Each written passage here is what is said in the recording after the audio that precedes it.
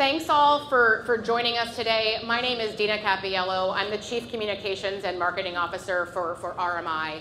It's great to have you all here at our first all-day event at New York Climate Week, which is all about re-energizing the movement, right? We have to act quickly on the energy transition to re-energize economies, jobs, right?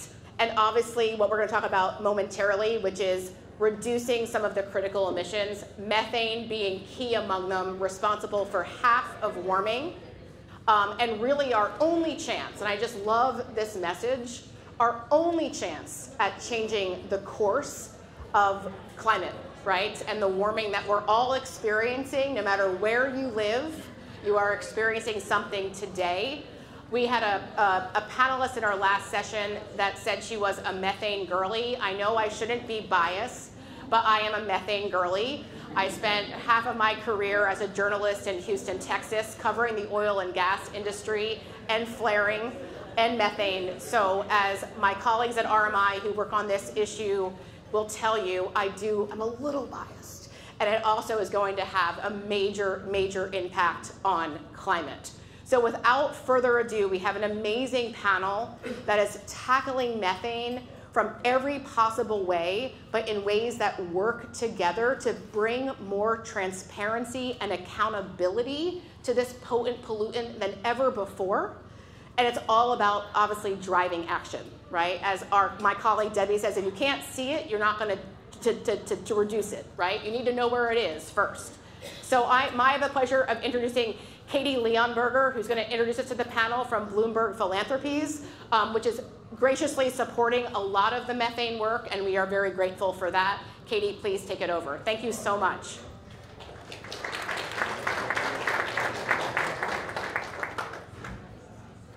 Good morning, everyone. It's still morning, I think. Thank you all for joining us for this session on methane, as Dina said, which is critically important, particularly today.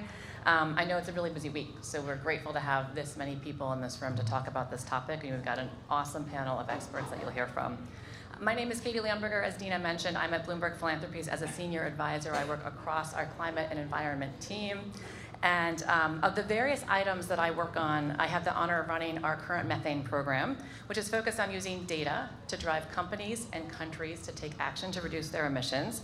That ranges from supporting global coalitions like the Global Methane Pledge to reducing methane emissions from the oil and gas sector through improved data, transparency, and accountability, and pushing action from national oil companies and governments to institute and then execute and hold accountable enforcing better policy and regulation.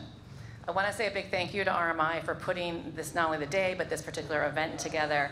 And all of the organizations, I'm guessing many of you in the room who are working on reducing methane emissions across the 3 core sectors that contribute them, we're really honored to get to support some of this work, and we certainly don't know everything that's happening, at least from where I sit at Bloomberg, so really excited to learn from others today.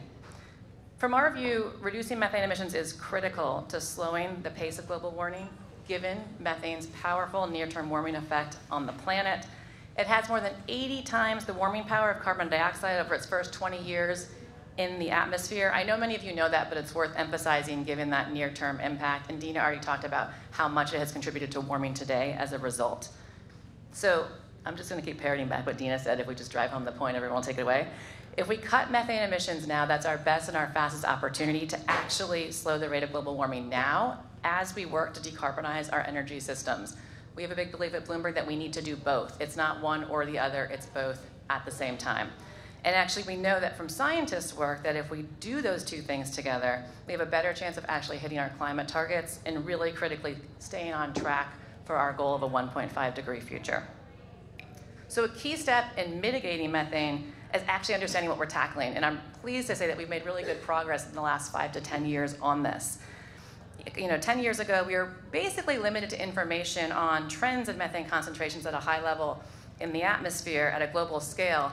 So it told us that we were going in the wrong direction, right? Things were going up and to the right, so increasing, but it didn't tell us that much about the actual sources of those emissions, what was causing them, and importantly, how that might vary across sectoral sources as well as regions and geographies around the world.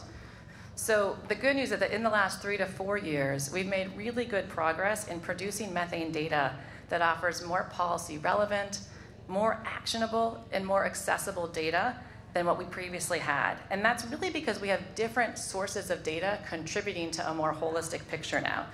So for example, we have 2 new methane satellites that I know you'll hear about today that have just gone up in this calendar year, that as we get their data back will allow us to be even smarter about what is driving methane emissions.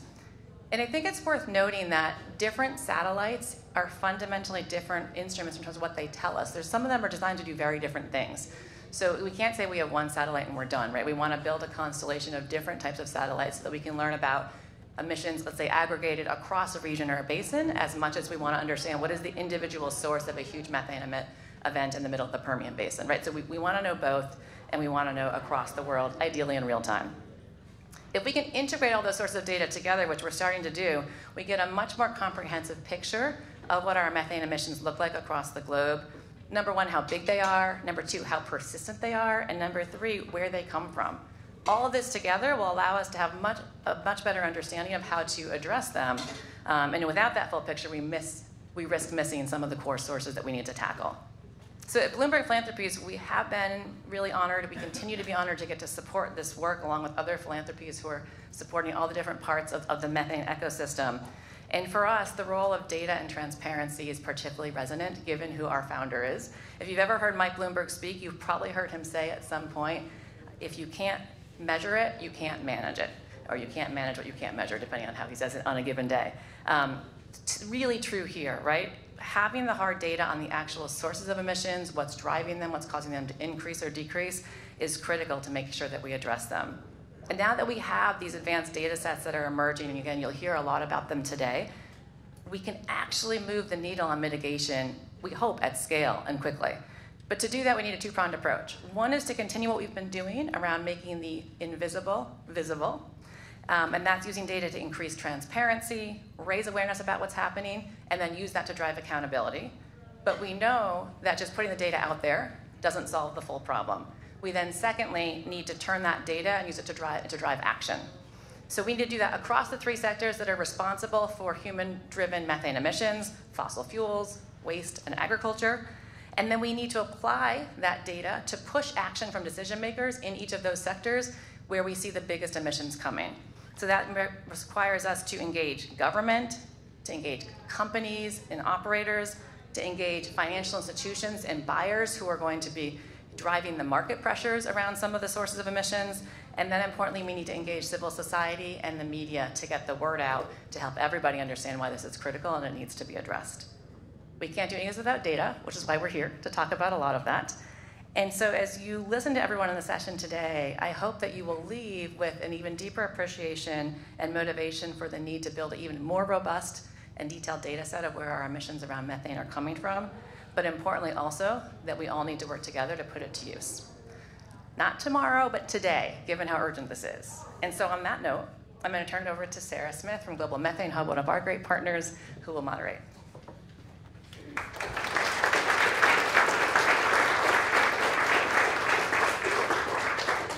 Terrific. Thank you, Katie. Inviting up our 3 terrific speakers to join us, please. My name is Sarah Smith, and I lead the energy sector-related grant-making at the Global Methane Hub. It's a real pleasure to be here today. Huge thanks to RMI for putting this together. We have 3 terrific panelists today. And we're going to start off with Debbie Gordon, the senior principal at RMI, who leads their oil and gas solutions initiative. Is this on? Yes. So first slide. We're doing a little bit of a different format. We're not giving you a long slideshow. We're doing like 2 to 3 slides each, and then we'll really engage in discussion, which will be fun. So over a decade ago, well, I should say that I started my career in the oil industry as a chemical engineer. And oil was pretty boring back then, but over a decade ago, when fracking started, and this was preceded by oil sands, it's when I asked myself, this is like peanut butter or nail polish remover. This stuff is really changing. And if it's changing that much, its emissions probably are very different. Like, how do you compare a fracked cream soda type of production to an oil sand, which is basically tar and solid? And so about a decade ago, I started and thought about that hypothesis. I'm like, well, we have to measure it. We have to analyze that. And decided that it was going to be around seeing how different these resources were. So we took a model out of Stanford for the low carbon fuel standard in California, turned it on its head to be barrel forward, and we modeled 5% of the world's oil. And we found huge differences in emissions intensities between these oils. Fast forward to today, we're still working on this project because this is a very moving sector, and we have modeled 100% of the world's oil to try to understand. And what's, I guess, surprising to me maybe is that those findings stuck. That we really do have very wide-ranging emissions between equivalent barrels of oil and gas around the world, and where in the supply chain those emissions arise really depend on the resource, the operations, and everything else about this sector. So next slide. So this is just a very quick brief on the model. So the model, the Oil Climate Index plus gas, is a collection of 3 models. The upstream model is production. The midstream model is the first ever refining model on how many emissions come from refining a barrel of oil or processing a barrel of gas. And then the final model is on end use, all the products that come out of the barrel and how those convert into emissions in the atmosphere. And so you basically have a supply chain. If you go to this resource, these are all the emissions that are going to flow through. And what we found, which really was a surprise to me, I will say, having modeled all of these oils around the world and these gases, half of the emissions are due to methane. That's huge. And it's also really actionable because methane is gas that the companies would have sold. Instead, though, it's leaking. So it's one of those rare pollutants that actually is a commodity. It's monetizable. And last slide. So last slide is how we're starting to show some of these. So on the Oil Climate Index plus gas web tool, which is open source and public, and we are able to show publicly named and located assets there, even though we're modeling all of the assets in the world. We're working to, and you'll see on the map here, we're working to take what are the routine emissions from oil and gas. And when I'm going to hand it off to both Dan and Riley, what we're really interested in is understanding upsets in this industry. Those are the additional emissions that come when things aren't happening exactly as they're supposed to happen on the field. And sadly, that happens a lot, sometimes knowingly and intentionally, and often unintentionally, and the operators just don't really know about this. So we're really excited about what lies ahead in terms of differentiating these emissions, not only just in their normal operations of how they come out of the ground and get processed, but in really understanding their differentiated emissions in terms of the actual measurement of sometimes not very routine events, super emitters, and then the collection of other emissions. Terrific. Thank you, Debbie. It's so helpful to hear more about how you're mapping and modeling these emissions. Very impressive work. And next, we're going to hear from Dan Grossman, who's the Associate Vice President for Global Energy Transition at Environmental Defense Fund, working to reduce methane emissions from this sector around the world. Thank you, Sarah. Thank you, Debbie, for setting that up. It really is a pleasure to be here, and I appreciate RMI's putting this together and the support we've gotten from Bloomberg to come together and continue to convene and address this issue. I've been working on oil and gas-related methane issues for a little over a decade now. I'm based in Colorado, and that's where we got our start, working with the state agency under then Governor now Senator Hickenlooper, to address oil and gas methane emissions from a whole host of sources. We approached that a little bit differently than the way we're thinking about it now. We focused on work practice standards, figure out what's happening in the oil fields, why are we seeing venting, why are we seeing leaking, why are we seeing so much flaring, and then mandate to companies what they have to do to minimize that. That was a successful approach. We made a lot of progress in Colorado, then we socialized that approach to other states, and then under the Obama administration, we were able to get some rules passed doing the same thing. We had an unfortunate intermission there for 4 years, and now the Biden administration came back and strengthened those rules, and for the first time is actually going to be regulating existing sources. So the older oil and gas facilities across the nation are going to be coming under the same sort of restriction on the work practices that reduce methane emissions. That's great. That was methane 1.0. Now this kind of data availability and the progression of technology to help us understand more both the quantity of emissions that we're seeing from the oil and gas sector and where they're happening and characterizing them opens up a whole new host of ways to address methane emissions. There's no more hiding behind emissions factors, and for those of you who don't live and breathe this, an emission factor is an estimate based on the type of equipment that you have, some studies that were done many, many years ago about how much gas leaks from this type of equipment and how much throughput you have. And then you apply that across your operations or across the nation's operations. You can understand why that would be a pretty coarse and ultimately inaccurate way to measure emissions. Now we're actually getting into the field and doing measurements, and that measurements everything from ground-based methods to what Riley and I are here to talk about, which is satellites that do a much better job of not only identifying but actually quantifying methane emissions across the world. So industry doesn't have a place to hide anymore. Their emissions are going to be public, and that's what I'd like to talk about. If you go to the second slide, actually, that would be great. Third slide, sorry. Perfect. So in March, EDF launched a satellite, Methane Sat. That satellite is in the process of calibrating, and we just got first light data showing that it's working. And if you're interested, you can go to methanesat.org to actually see that first light. By the first part of 2025, we're going to have a platform that's open to the public. Anybody can see, and we're going to be mapping the entire world for methane emissions from the oil and gas sector. Our objective here, again, is to make the invisible visible, but it's also to start holding companies accountable for their emissions. And it fits into this constellation that you see represented in this slide. You see Methane Sat in the middle. It's kind of a broad swath, but very, very detailed in its ability to detect methane emissions. What we're doing with Methane Sat is comparing basins to basins, areas to areas, countries to countries, so that we have a much better grasp of the methane problem across the globe. But you see that it fits into this constellation. You have the Tropomi, kind of the first generation of satellites, which are very broad in scope, which do a good job of kind of giving us general ideas about methane emissions across the globe. And then you have, hopefully, what Riley will talk about in a few minutes, which is this much more precise model where you can actually get to point sources of methane emissions and really start holding individual companies accountable and even getting to the source level.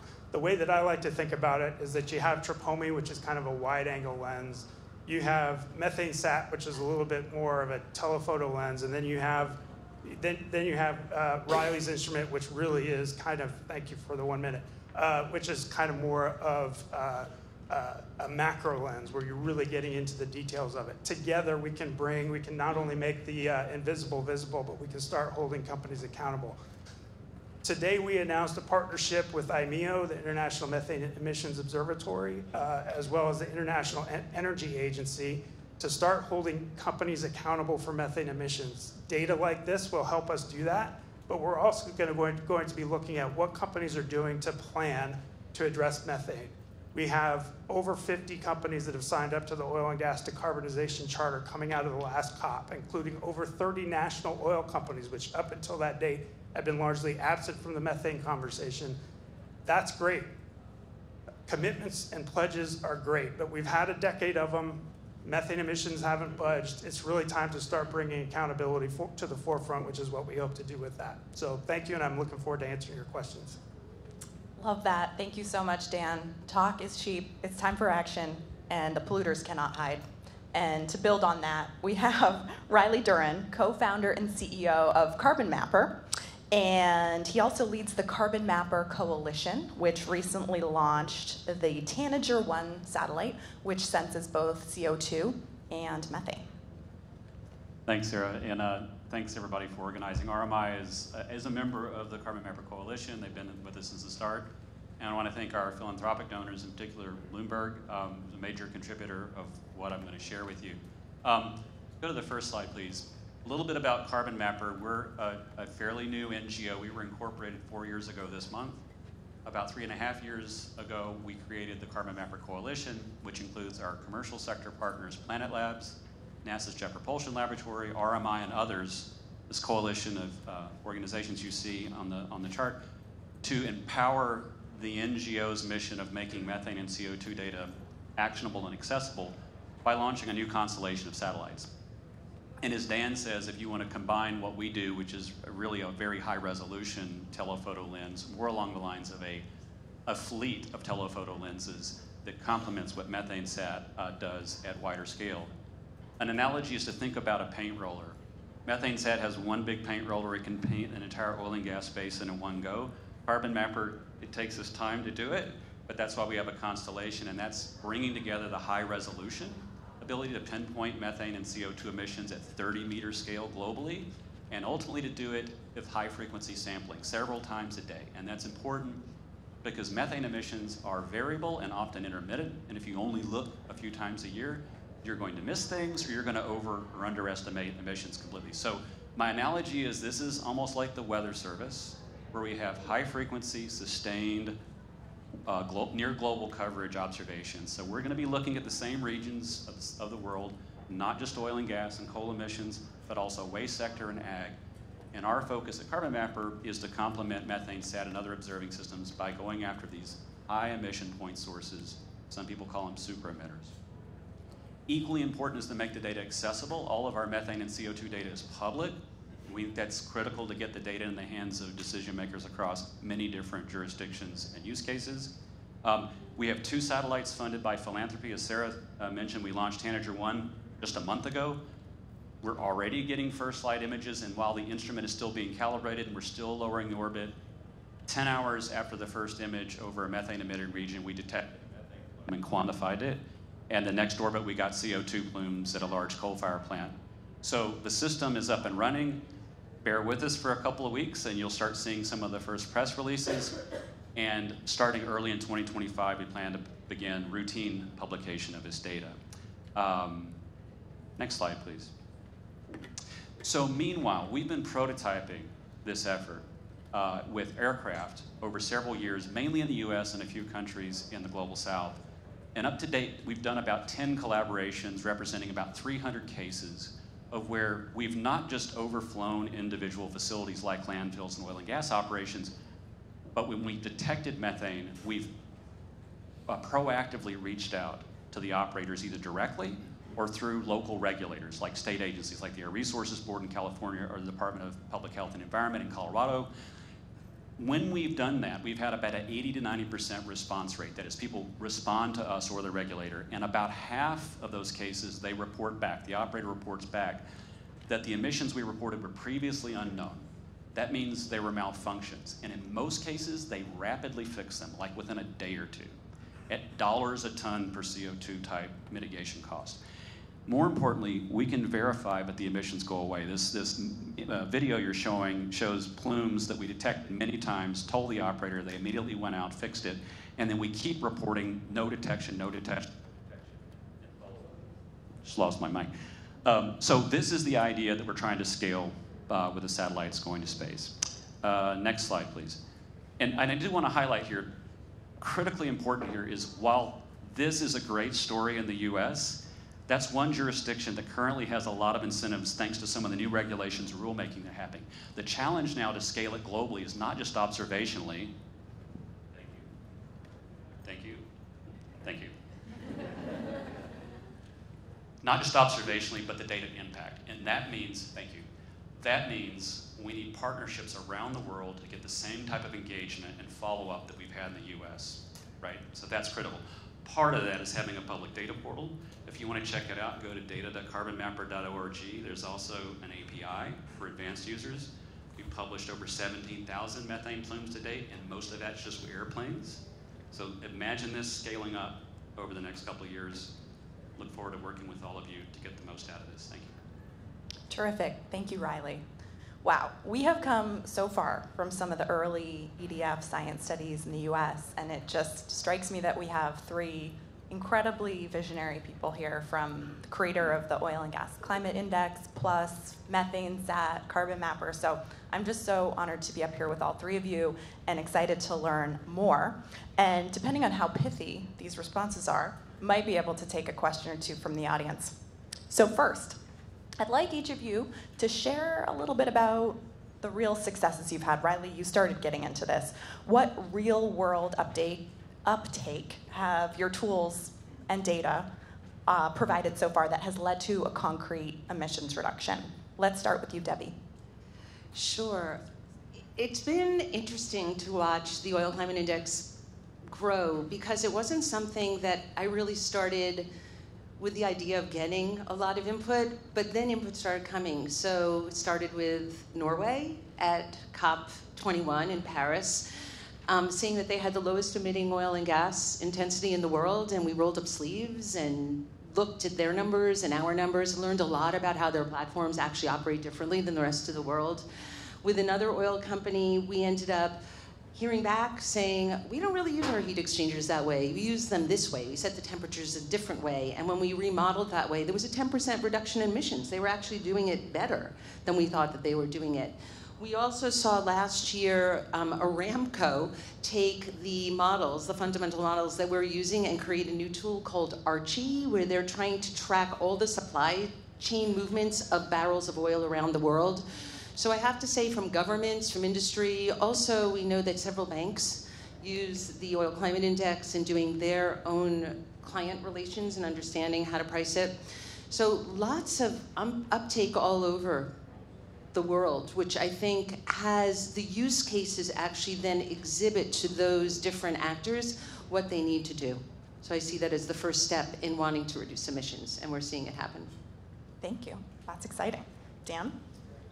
Thanks. I'm going to take a little bit of a different tack. I will say that Riley's experience is similar to ours. The uptake is great whenever you have new technology. And like Riley's aircraft overflights, EDF did one called Methane Air, which is also on our website, where we did the same thing.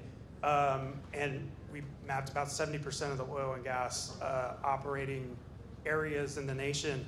And found some incidents. And one of the things that was really great is we had a very responsible operator in Wyoming who saw the results from this, saw that they had a leak that they previously didn't know about, got in touch with us, thanked us, went out to make sure that it wasn't, and the data by then was already a little bit dated, but went out and made sure that they fixed it. And that was great. That's wonderful.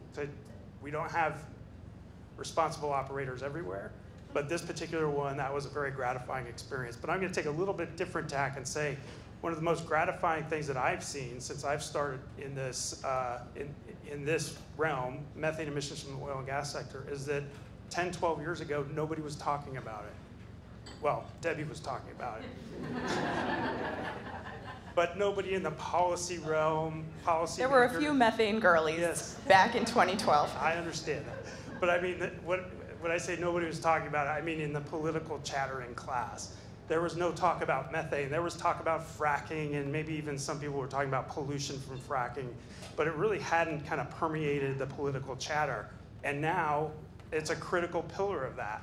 And we see that not just in the oil and gas producing states, not just in the United States, but all over the world. And that is really gratifying because emissions are coming from everywhere. And in order for us to really kind of do that, we need to make it visible, but we also have to start showing solutions from a policy perspective.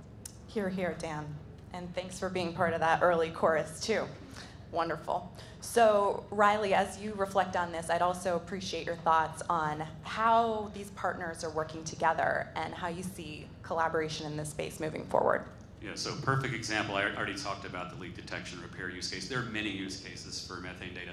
The one I'm personally most proud of is something very recently we did as a collaboration with RMI, EDF, Industrious Labs, and other NGOs on the landfill sector in the US. Using some of the aircraft data from Carbon Mapper, we published a peer-reviewed journal paper in the journal Science. We participated in Senate hearings, and we worked with both state and federal regulators to expose the opportunity. And there is a big opportunity to mitigate fugitive emissions of methane from landfills. And so as a result of that work, directly as a result of that work, we're seeing US EPA and states like Colorado putting landfill methane regulations on their rulemaking agenda and taking positive steps towards tackling this. Even more impressive, I think, is we've seen private sector landfill management companies acknowledge that this data is helpful for managing the facilities, right? So we're starting out, like to borrow from John's analogy with EDF with oil and gas, we're starting to get landfills on again, a lot of people know this, but in this room, but the broader awareness of the capacity of tackling this in the waste sector, and not just in the U.S., but globally through the low methane program with CCAC and State Department and Methane Hub. So really excited that data informed policy and identified opportunities, not just operational data support on the ground. Exciting. Thanks, Riley. And anything to add on the collaboration piece? And then I'd like to get your thoughts on that too, Debbie. Just the fact that it's all of these NGOs working together to engage people in academia, the national labs, the agencies, and many actors around the world. One of the biggest challenges I think we have now that we're starting to see the ramp up of data, and the technology is there, right? We don't need more invention. Now it's scaling, and part of scaling is capacity building. The biggest gap we have right now is building capacity on translating this data and following through with impact. That takes real investment. It's people, workforce, and that sort of thing. So I think collaboration on that front is the next big step. Excellent. Debbie, what to add? How are we working together? Yeah, I mean, what I love most about Carbon Mapper, and now we're collaborating very closely with EDF, is this public-private nonprofit. So what's so interesting about Carbon Mapper is, and I've been on National Academy of Sciences studies, and this is how they operate actually. They balance the biases in the room. So they know that no one has the right answer, and when you bring in the private sector, the public sector, and the nonprofit sector to do things, and that's a lot of what this Bloomberg grant is doing, it really helps figure out not just, I think this is a problem, this is how I see the issue, but it actually opens the door for many perspectives of seeing the issue. And I think that's exactly where we want to be on methane right now. Because we don't really know everything yet about methane, why it's leaking and how to stop it. But we're at that frontier of learning, and having all of the different inputs here really makes a difference. I think we're going to be much quicker about methane than we were with CO2. And that's a thankful thing. Oh, I love that optimism. We are indeed in a sprint here. And Debbie, while you have the microphone, what has surprised you the most in terms of this work, in terms of trying to turn data into action to reduce emissions? I've been reflecting on this, and I see why it happened, but early on in my career, while in the oil industry, and I was permitting projects, oil and gas projects, I was told by the federal and state regulators to subtract methane out. They did not want to know the methane emissions when I reported this. They wanted to know the non-methane emissions because it was very much oriented towards smog. Everything in the 80s and 90s was very, very much about the problems you can see.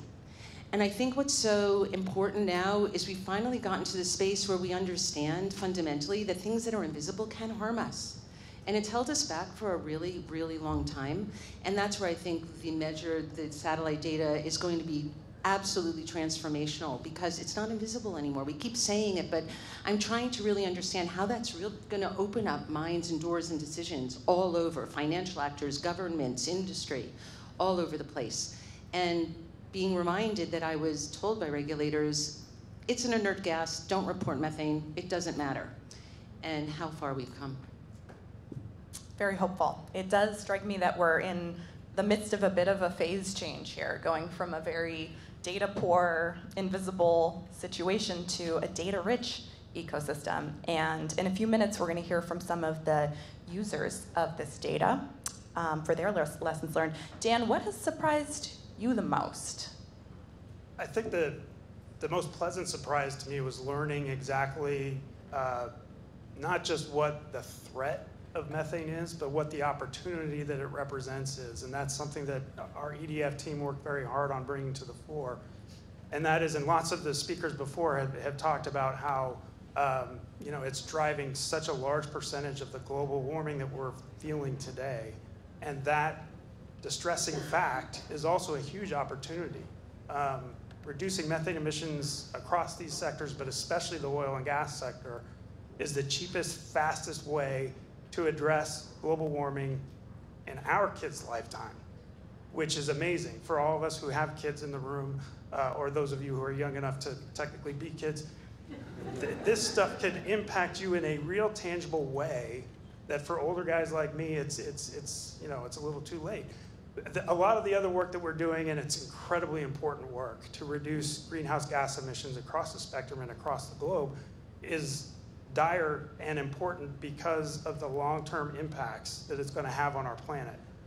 Whereas methane represents an opportunity for us to really focus on what's in front of us. It doesn't mean that that other work is any less important. It definitely is not, but it's an and proposition. And this is a way to energize a new generation of leaders who can help us address it. Excellent. Well, this panel is turning out quite hopeful. Any final thoughts, reflections on this discussion so far before we turn to some interventions from the users of the data? Riley? Just a surprise and a comment that I think is optimistic, but we also have to stay focused on it, and it's institutional and cultural. I come from over 3 decades of work at NASA, working with the US federal government and my partners in other agencies when we started this journey over 15 years ago on the greenhouse gas monitoring challenge writ large. It started out with NASA, NOAA, the Department of Energy National Labs, and the usual big actors in deploying environmental monitoring and data sets. Think Weather Service, think Nuclear Test Ban Treaty Comprehensive Verification System. Very top-down, driven with massive federal investments, requirements-driven program. What we've done with greenhouse gas monitoring to date is a more organic and bottom-ups approach where we have lots of actors coming together, philanthropy, private sector, NGOs, governments here and there. And it's a bit more of a hodgepodge or stone soup, if you will. But what's impressed me about it is our ability to come together and coordinate and integrate. And if we can keep doing that, we have enormous potential. But it is a new way. It is a new way of doing things, and we have to be mindful of that and patient with each other and keep our foot on the, not the gas, but the electric vehicle accelerator. Because we don't have time, we don't have time to do experiments with governance and cultures, right? So we got to get it right now. We're building the plane as we're flying. It's flying. We got to keep it flying. We've got to accelerate. Thank you. That's terrific. Dan? I think one admonition for you all, and that is when you hear companies or even politicians bragging about how they're tackling methane emissions and they throw percentages at you or intensities at you or numbers at you that make them sound really good, first of all, my reaction would be, that's fantastic. I'm glad that your company or the companies in your district are starting to address that. But I would ask all of you to ask that second question. How are you measuring it? That's great. You're telling me you're at 0.2% or less. That's great. But how do you know that? How are you addressing it? Are you using emissions factors? Or are you using data? Are you using Riley's data? Are you using EDF's methane sat data? Are you using ground-based data that you're collecting? No more black boxes. We need to be above board about all this. And that goes to regulators, to industry, and everybody. And that's one thought that I'd like to leave you with. Debbie? Yeah. As an add-on to what Dan was saying, I really see the benefit of combining modeled and measured emissions because, first of all, the operations are designed through models. I designed gas plants when I worked at Chevron. I did it with models. So that's how these engineering operations actually start their life. But the idea of using measured data involved in that and being able to use even the models to target what operations to look at, there's a real nice full circle to all of this, which I think we're really setting up in this collaboration to teach a whole new way of not just simply inferring something or just stating something blankly, verifiably being able to measure it. Excellent. I want to thank all of the panelists, Debbie, Dan, and Riley, for sharing all of your insights with us. Riley, you mentioned the private sector, and we're going to move now to hearing a few comments from Maria Olivia Torchia from BNEF. She'll speak a bit to the financial perspective. Come right up. We'll invite the panelists to stay seated. And in these interventions, we're really curious to learn a little bit more about how data users are currently leveraging the information that's out there on methane and what they are hoping to do in the future. Thank you, Sarah. Methane is a virtually invisible gas to the human eye, and at the same time, it is a hidden risk for financial markets. At Bloomberg NEF, or BNEF, we provide data-driven, clear perspectives to the commodity markets during the energy transition. So our approach when it came to methane was to make the most out of the data that we currently have available. It is no longer news that companies have been underreporting their methane emissions for years now. But with satellites, we can change part of that story by having access to an invaluable source of independently measured and verified data. At BNF, we started using that data because in order to make it accessible for financial markets, we need to be able to attribute it to a company or to a supply chain. And this is why earlier last month we started our methane superemitter monitor. The monitor is our first attempt at mapping very large leaks to underlying oil and gas assets and their operators, using international methane emissions observatory data that will also inform the European Union on the methane footprint of its fossil fuel imports in about 3 years' time. We scan existing oil and gas infrastructure and we locate the nearest assets to the detected plumes. What we see from our analysis is that only a handful of operators are responsible for most of the detections that the satellites make. Now, for their stakeholders, for their lenders, as well as other financial enablers, this represents an unseen risk that they are starting to think about, given regulations targeting methane on both sides of the Atlantic. With that in mind, what we also do, and I would like to highlight an example of how this data is or can be used. So let's think about how we mitigate risk. We're not very comfortable as human beings with uncertainty and risk, and we turn to data in order to do that. So for a bank, having access to such data at the company level, it means being able to understand the discrepancy between company reported and measured emissions, and be able to better price in that methane risks when you're lending to an oil and gas company, or decide whether such company it is in line with your targets or your policies. At the same time, methane represents an opportunity, and we saw that earlier last year ahead of COP, when financial institutions announced that they're willing to support their customers decarbonize their assets, emphasizing on the importance of having measured data. Now, in BNF, we will continue to look at the large leaks globally, but at the same time, we are excited about the new data that satellites launched earlier this year will provide, both in terms of methane as well as CO2, and we very much look forward to seeing how that data will help markets navigate risks and rewards. Thank you. Terrific. Thank you very much, Maria.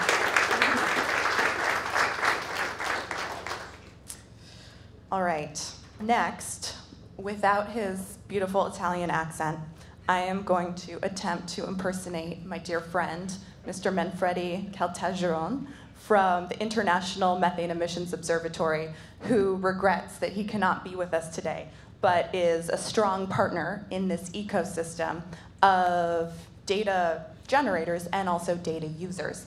The Global Methane Hub is proud to be one of the partners helping to support IMEO, and I will share some remarks on Manfredi's behalf. Since its launch in 2021, IMEO has been dedicated to providing open, reliable, and actionable data to individuals with the agency to actually reduce those emissions. This stems from the understanding that we cannot manage what we don't measure. Hear, hear, Katie.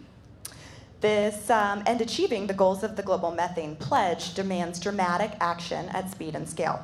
Fortunately, a methane data revolution is occurring thanks to rapidly advancing technologies and global momentum for action. Both are the result of years of effort and advocacy from many present today. Already, IMEO is beginning to harness elements of this data revolution to support decision makers around the globe, particularly through MARS, its methane alert response system, in partnership with GMH and others. Mars has already notified stakeholders in almost 30 countries of over 700 methane plumes, and it will provide a powerful tool to put data from new satellites like MethaneSat and Carbon Mapper into the hands of those who can use it. IMEO also engages with more than 140 countries participating in OGMP 2.0, which covers 40% of global oil and gas production, to drive adoption of measurement-based reporting and verification and the accountability and transparency that follow. Meanwhile, almost 30 methane research campaigns supported by IMEO are happening around the world with partner institutions, and they will shine a light on untapped mitigation opportunities and provide policy-relevant data to enable progress. IMEO's real value lies in integrating data across these sources to build a transparent, holistic picture of global methane emissions that empowers stakeholders to act. This mission cannot succeed in isolation. It depends on strong partnerships with governments, the private sector, NGOs, and research institutions, including many of those present today. Your ongoing collaboration is essential to ensuring that the data we gather translates into action. Together, we can seize the methane opportunity and advance climate sustainability. Excellent. Ben is here? Okay, terrific. I've heard that Ben Webster has entered the room from MIQ. Ben, sir, not to put you on the spot, but would you be interested in sharing a few remarks regarding how you are turning this data into action? Terrific. Would love to. Great. So thanks for the invitation. Really appreciate the opportunity to be here today. I'm Ben Webster, Director of Policy with MIQ. For those of you who are not familiar with MIQ, we are a not-for-profit based in both the US and the UK with a focus on reduction of methane emissions from the oil and gas sector. We do that through methane performance certification. So I think that the conversation and the developments that have been discussed here today are both amazing and inspiring, right? We are finally starting to turn the corner in terms of access and utilization of data. But with that in mind, I think that it's worth putting out the next challenge. And it is all, I think, well and good and necessary for us to be able to identify and measure using advanced technologies the nature and scope of methane emissions from various sources, in our case of interest, oil and gas sources. But the question is that a small problem, is it a medium problem, or a large-sized problem? And what do I mean by that? Of course, we could be talking about the size of the plume, but I think that is only to look at one small element of what's really of interest. And what is really of interest when we think about small, medium, large-sized problem is what is the nature of the supply chain, and what are the methane emissions that are occurring across that supply chain, and then how do we get a handle on what those methane emissions look like. So the issue with supply chain emissions determination has been twofold. First is a lack or a paucity of measurement-informed information, and as has been spoken about in the panel, we're starting to get a much better handle on that. But then associated with this is a heterogeneous set of MMRV quantification methodologies. So from a policy point of view, from a public interest point of view, from an investor point of view, how can we, when we have mixed data sources, some very good, others not so good, and a variety of methodologies, how can we really get a handle on what our supply chain methane emission profiles look like? And what does this mean from a practical point of view? How can we look at gas imported to Europe from the Permian versus gas imported to Europe from Nigeria versus gas imported into Europe from Algeria? Okay. Three very different sources, three very different supply routes. How can we compare these to apples? And I think this is the challenge that we as a community have coming towards us, being able to integrate this increasingly sophisticated and robust set of measurement information from advanced technologies with this notion of what is really important is providing users and regulators and the public interest community with a set of information about what do well-to-gate emissions actually look like.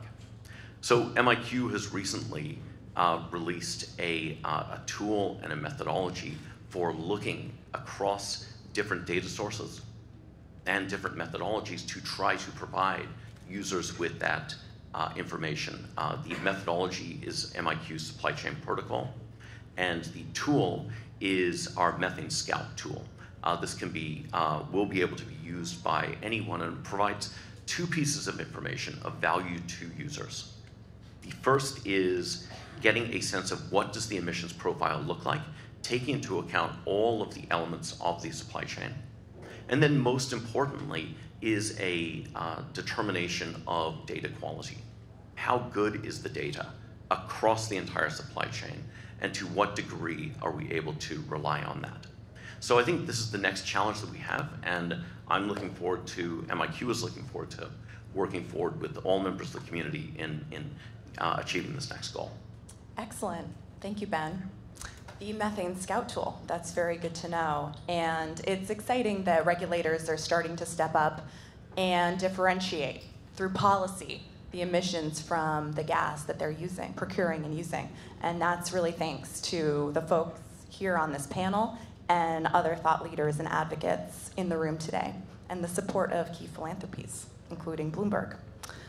Speaking of Bloomberg, we have one final speaker, and I'd like to invite Carl Pope to the podium.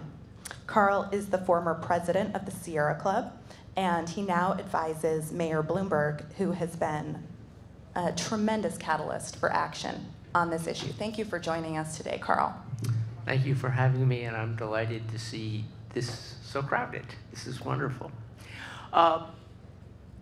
It's interesting, the three people who, or the four people who spoke as users, have had absolutely no contact with, at least on my part, and yet we're all going to tell you fundamentally the same thing. But I'm going to tell it harder. They were very polite. Those of us in this room who do not actually work directly on data gathering, and that's probably most of the people in this room, are hardwired to mess this up. The whole structure and conversation around climate and around methane in particular is based on the notion that science is uncertain.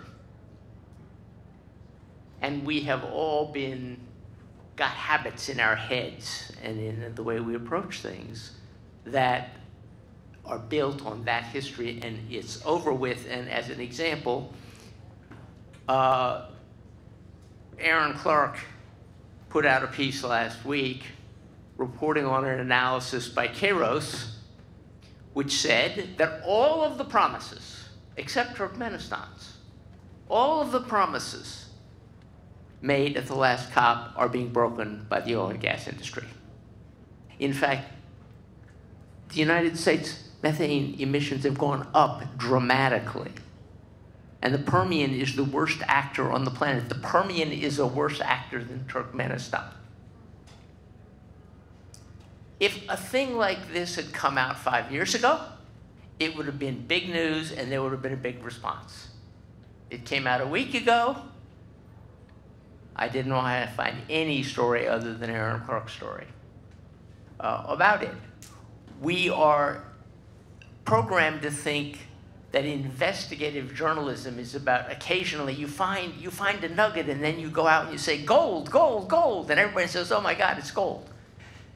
Now we're going to be in a flood of little particles of gold. And we're going to have to learn how to take advantage of it and how to act on it. And taking habits and muscles that have been trained not to do something is much harder than starting from a blank slate. So I think we're going to have a hard time, but I think the fundamental reality is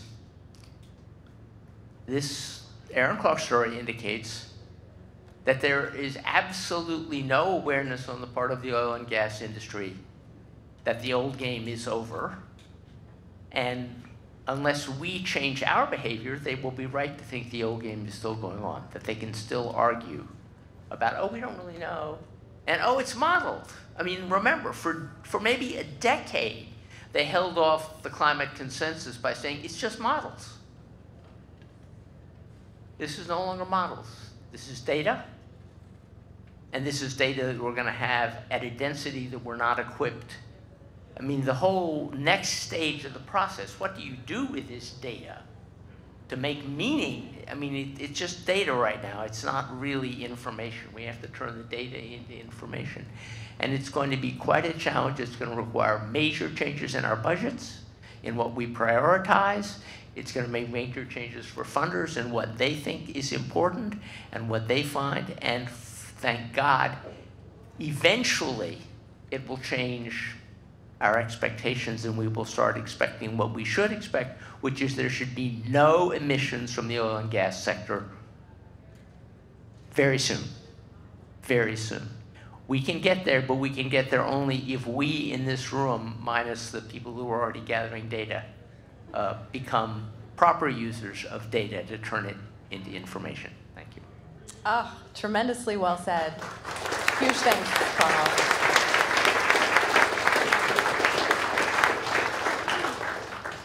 So we've heard many ingredients of this data to action stone soup, is that what we're calling it?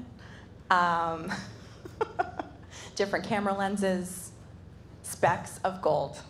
And clearly, we need all of you to be part of this network and press for change. And I'm excited that we're going to have more tools, better tools, more data to all use, to be part of pushing for action. And yes, zero emissions really should be the norm. So thank you again to all of the panelists. Thank you to RMI for hosting. Thank you to Bloomberg for your support.